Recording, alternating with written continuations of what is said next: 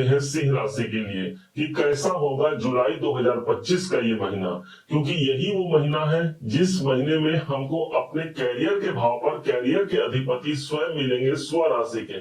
तो वहीं पर शनि देव इसी महीने की 13 तारीख को वक्री अवस्था पर भी आ रहे हैं। जानिएगा, समझिएगा कि ये महीना कैसा जाने वाला है आर्थिक परिप्रेक्ष्य से, और जीवन के हर पहलुओं को आज हम कवर करने जा रहे हैं। सबसे पहले जानते हैं अपने स्वास्थ्य को। आपके अपने राशि के स्वामी बनते हैं सूर्य, और सूर्य इस समय पर 11वें भाव पर उपस्थित रहेंगे। तो 16 तारीख तक का जो स्वास्थ्य की स्थिति है वो अनुकूल रहेगी। हालांकि यहाँ पर मंगल और केतु विद्यमान रहेंगे, फिर भी सूर्य का पोजीशन उत्तम होने से स्वास्थ्य की स्थिति अच्छी रहेगी। मंगल जैसा ग्रह हमारे अपने राशि पर विद्यमान रहेगा, इसलिए सेनापति की भांति हम काम कर पाते हैं, किसी कार्य की अधिकता के लिए उस पर प्रयास कर पाते हैं, और वहां पर सफलता तक भी ये मंगल हमको पहुंचा पाते हैं, क्योंकि त्रिकोण के मालिक त्रिकोण भाव पर उपस्थित रहेंगे। अब जैसे 16 तारीख का शाम का समय आता है, यही सूर्यदेव 11वें भाव को छोड़ करके जहां पर बुध बैठे हैं, सूर्य और बुध एक संग उपस्थित हो जाएंगे। बनेगा तो बुध आदित्य नाम का एक राजयोग, जो विदेशों के लिए अच्छा हो गया। लेकिन 16 तारीख के बाद हमको स्वास्थ्य पर अपना नियंत्रण भी रखना होगा।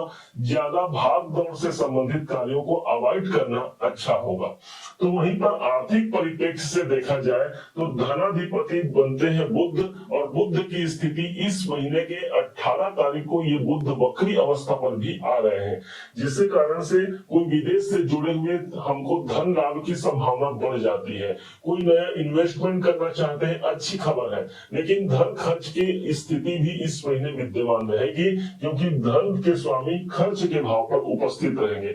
इससे बचने के लिए इस समय पर चिकित्सालय में जो रोगी मरीज है उनको कोई दान कर सकते हैं, कोई धार्मिक कार्य पर दान कर सकते हैं। इससे धन की बढ़ोतरी बढ़ेगी और आर्थिक लक्ष्य तक आप पहुंच भी पाते हैं। अब आते हैं चतुर्थ भाव। चतुर्थ भाव के स्वामी मंगल है, और मंगल इस समय पर आपके अपने राशि पर है, इसलिए कॉन्फिडेंस अच्छा रहेगा। प्रॉपर्टी से जुड़े हुए कार्य को पूरा करने के लिए एक अच्छा समय होगा। मंगल का गोचर जब आता है 28 जुलाई को, तब यही पहुंच जाएंगे धन भाव पर। तो प्रॉपर्टी से धन की प्राप्ति भी यदि आप कराना चाहते हैं, कोई प्रॉपर्टी सेल करना चाहते हैं, तो इसके लिए 28 तारीख का समय ज्यादा अनुकूल रहेगा। उसके बाद का समय ज्यादा अनुकूल रहेगा 13 सितंबर तक का। अब आइए समझते हैं पंचम भाव। जो विद्यार्थी शिक्षा प्राप्त कर रहे हैं, तो गुरु की अपनी दृष्टि पड़ रही है अपने स्वयं के घर पर, इसलिए शिक्षा पर हमारा फोकस लग पाता है। आप कोई अपने डिसीजन के द्वारा कोई हानि उठा चुके हैं, तो इस समय पर लाभ के घर से गुरुदेव देख रहे हैं, इसलिए वही डिसीजन हमारे लाभ के रूप में इस महीने परिणित होने की संभावना प्रबल रहेगी। नौकरी का घर, नौकरी के घर के स्वामी शनिदेव हैं। शनिदेव बैठे हुए हैं अष्टम भाव पर, और अष्टम भाव से ही वक्री हो जाएंगे। डेट आएगा 13 जुलाई का। 13 जुलाई से लेकर के 28 नवंबर तक शनिदेव वक्री हो जाएंगे।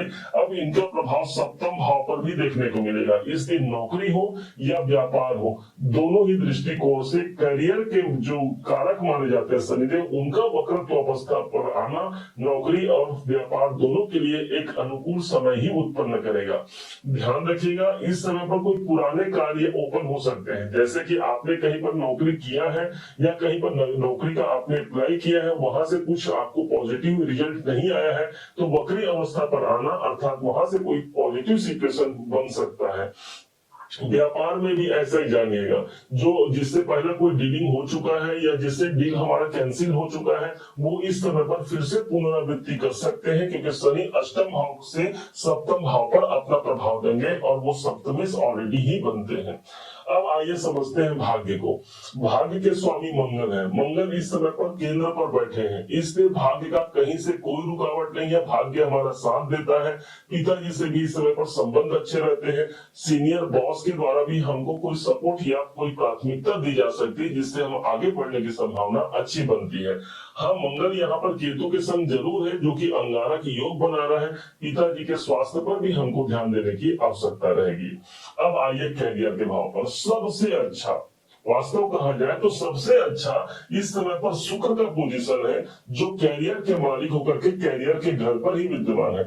शुक्र को हम धन बोलते हैं और यही धन हमारे दसम भाव पर आ गया, इसलिए धन की प्राप्ति हमारे काम धंधे से हमको निकल करके आती है। कोई नया काम चाहते हैं और वहां से धन की प्राप्ति निकल के सामने आ सकती है। शुक्र जहां पर होता है वहां पर सौंदर्य होता है। अब ये दसम भाव पर होगा, इसलिए हमारे कर्म क्षेत्र पर वही सौंदर्य कायम होगा, अर्थात एक अनुकूल परिस्थिति हमको शुक्र के माध्यम से प्राप्त होता है। क्योंकि यही शुक्र, इनकी एक दृष्टि भी पड़ती है चतुर्थ भाव पर। शुक्र धन है, चतुर्थ भाव प्रॉपर्टी है, तो पुनः फिर से प्रॉपर्टी में धन की जो संकेत है वो शुक्र के माध्यम से भी ये पुष्टि होती है। कर्म क्षेत्र पर नए आयाम को हम प्राप्त कर पाते हैं। अब आइए चलते हैं लाभ के घर पर।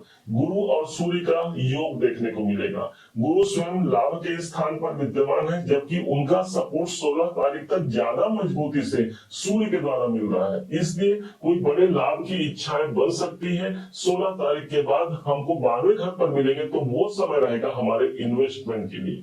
ओवरऑल देखा जाए एक अच्छा महीना है। विशेष तौर पर इस महीने को अनुकूल रखने के लिए भगवान सूर्य की आराधना कीजिएगा। ओम घृणी सूर्याय नमः का जाप कीजिएगा। पिताजी का सेवा करना एक अच्छा सूर्य को जन्म देगा और अच्छे कार्य हमारे बन सकते हैं। गवर्नमेंट से जुड़े हुए यदि कोई काम रुक रहे हैं तो भगवान सूर्य की आराधना और पिता की सेवा करने से वो कार्य भी हमारा इस महीने संपन्न हो जाएगा। उम्मीद है आप सबने इसे समझा, आप सबने इसे जाना है। यदि आपने इसे समझा है, जाना है, मेरे समझाने का प्रयास यदि आपको सार्थक लगा हो, मेरे समझाने का तरीका यदि आपको सार्थक लगा हो, तो हर बार की भांति इस बार भी अपना प्यार भरा लाइक और कमेंट करना कभी मत भूलिएगा। और हाँ, यदि अभी तक आपने चैनल को सब्सक्राइब नहीं किया है, सब्सक्राइब जरूर कीजिएगा। पुनः एक बार फिर आप सभी का दिवस बहुत मंगलमय हो, इन्हीं शुभकामनाओं के साथ। जय श्री राम।